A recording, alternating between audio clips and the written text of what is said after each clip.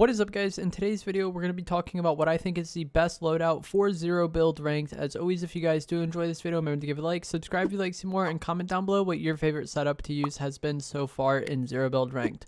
So the first thing we're going to talk about is going to be your assault rifle, and I feel like, as per usual, the red eye is far and away the best choice as far as an AR goes for Zero Build competitive, and I think the advantage the red eye has is even more important in competitive than it is in like pubs, because I feel like in competitive you do get a lot more like mid-range fights, especially in the higher difficulties, where you're just like set up in your bunker shooting at another team who's set up in their bunker, and there's like many teams like that spread within zone, and being able to land good AR tags and potentially translate that into a kill, shoot at people who are, you know, using the ODM gear or the katana to get around the map quickly, prevent them from landing on you, things of that nature. Like, you need like a good, consistent, reliable AR for like mid to long range. And also another thing that's nice about the red eye is it's just very consistent and very like easy to use if you're good with it, I guess. Like, if you're decent with the red eye and you see somebody out in a field somewhere or whatever,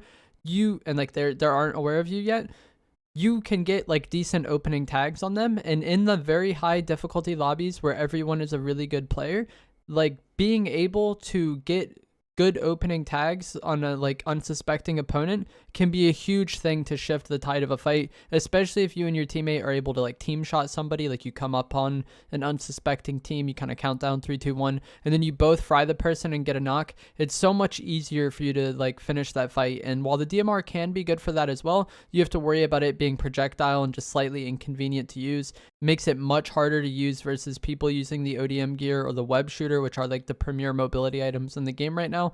And like, I just feel like the DMR is less reliable. And then the Havoc AR is kind of the same way, where it's bloom based. It can be good for sure. It's not a terrible weapon by any means, but I feel like the red eye just fits the playstyle of Zero Build competitive the best.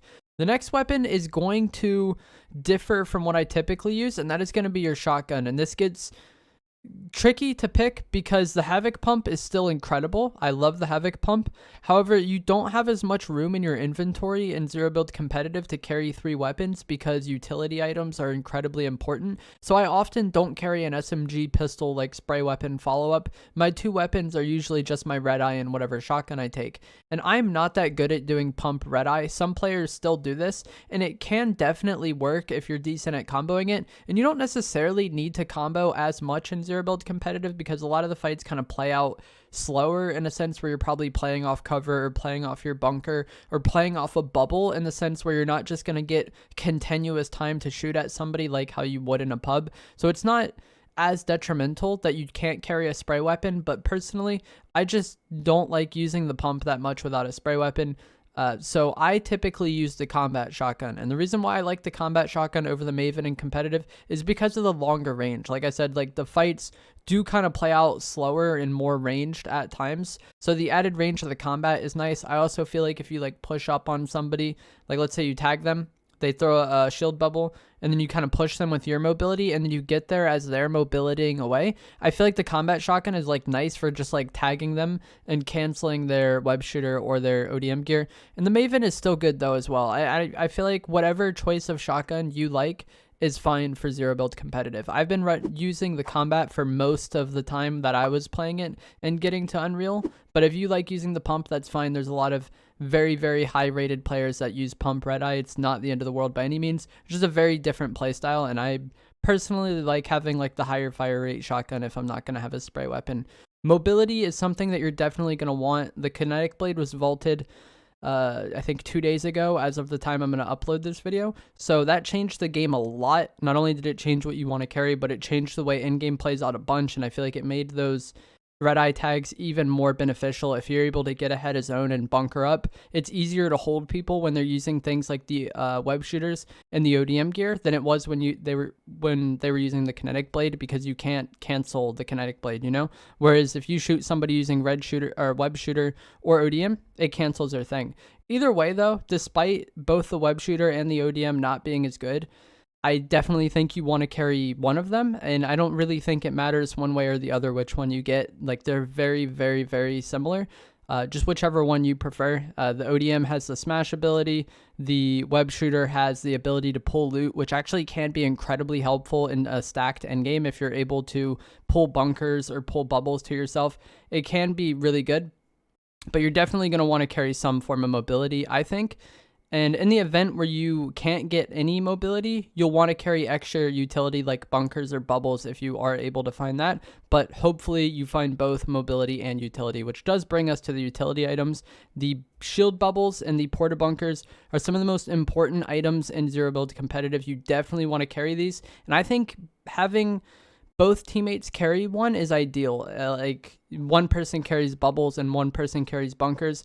Obviously, if you only find bubbles or you only find bunkers, you got to use what you got to use. It's not the end of the world to only have one, but they do have like some minor like strengths and weaknesses compared to each other. Like bunkers are more ideal for creating a position of advantage. If you get to like a mountain before every other team, you can kind of bunker and base up and you have more permanent cover, whereas the bubble is really nice for like panic moments. If you get knocked or something, you could throw a bubble, or sorry, if your teammate gets knocked and you need to res them, it's easier to throw a bubble than it is a bunker, because when you throw the bunker, it creates a solid structure and maybe you end up underneath it or your teammate ends up underneath it. It just kind of creates weird situations sometimes, whereas like if someone gets knocked, you just throw a bubble down, you can go for the res right away. If you do have a porta bunker in like a nice position of advantage, but you're getting lobby focused because you have the ideal spot, people can spray your bunker out relatively easily, but you can throw a bubble down and preserve your bunker to the point where like people can't just focus you as easily. They're going to start focusing other targets,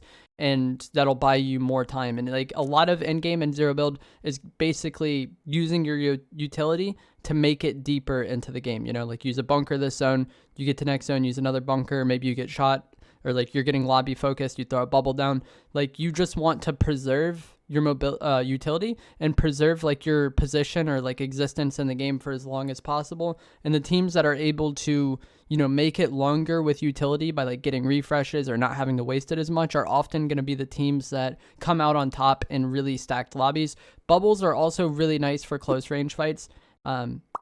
If you get opening tags on somebody and you want to push them, throwing a bubble at them is really nice because then they can't shoot back at you as you're pushing them. This is really, really essential with the web shooter and the ODM being the mobility items.